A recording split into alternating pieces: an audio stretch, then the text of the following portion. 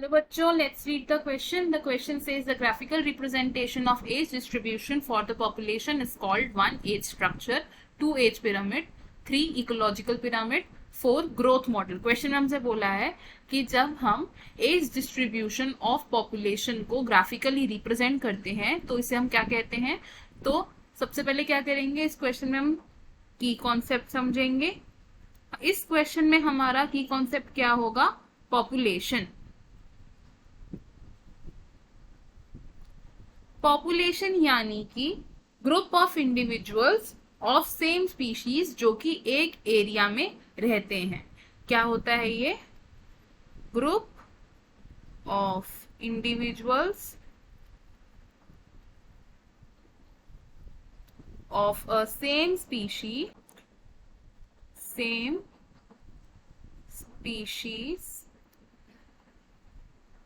In a reason.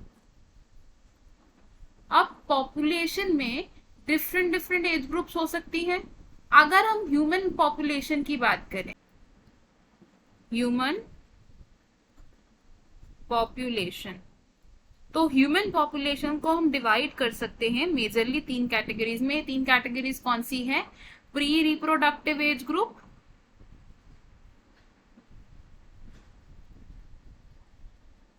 Reproductive age group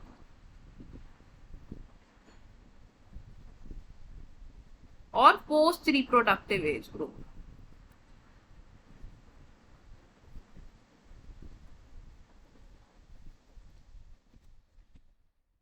तो human population को अगर हम ग्राफिकली रिप्रेजेंट करते हैं कि वो पॉपुलेशन कैसी है, उस स्ट्रक्चर को क्या कहते हैं हम, एज पिरामिड। एज पिरामिड को हम कैसे डिस्क्राइब कर सकते हैं, it is the graphical representation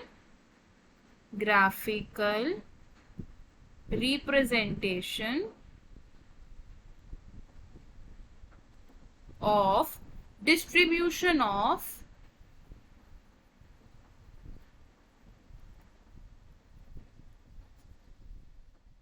individuals in a population। अब एज पिरामिड से हम क्या स्टडी कर सकते हैं कि एक पॉपुलेशन एक्सपैंड हो रही है,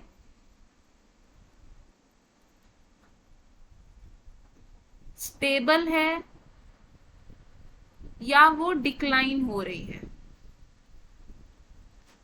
ये तीनों चीजें हम स्टडी कर सकते हैं from different types of age pyramids. अब हमारे पास एक्सपैंडिंग पॉपुलेशन के लिए कौन से तरीके का एज पिरामिड होता है, एक triangular age pyramid. Stable population के लिए हमारे पास कैसा एज पिरामिड है, बेल शेप्ड एज पिरामिड। और डिक्लाइनिंग पॉपुलेशन के लिए हमारे पास किस तरीके का एज पिरामिड है, एक अर्न शेप्ड एज पिरामिड। तो हमें हमारे क्वेश्चन का आंसर मिल गया। क्वेश्चन में हमसे क्या पूछा था कि graphical representation of age distribution of a population क्या होता है, तो हमारा आंसर क्या होगा इसमें, ऑप्शन 2 यानी कि एज पिरामिड। तो हम इसे लिखेंगे ऑप्शन 2 इज करेक्ट। अब देख लेते हैं कि बाकी ऑप्शंस क्यों इनकरेक्ट है। ऑप्शन 1 सेज एज स्ट्रक्चर, तो एज स्ट्रक्चर नहीं रिप्रेजेंट करता age distribution of a population को, तो इसलिए ये ऑप्शन रॉन्ग होगा। ऑप्शन 3 सेज इकोलॉजिकल पिरामिड, तो इकोलॉजिकल पिरामिड से हमें एज डिस्ट्रीब्यूशन के बारे में नहीं पता चलता, हमें बायोमास के बारे में पता चलता है, इसलिए ये ऑप्शन हमारा रॉन्ग होगा। Option 4 says growth model, growth model से हमें पॉपुलेशन साइज के बारे में पता चलता है, तो ये ऑप्शन भी हमारा रॉन्ग होगा। तो हमारा फाइनल और करेक्ट आंसर क्या है, option 2। I hope you understood it well. All the best, thank you.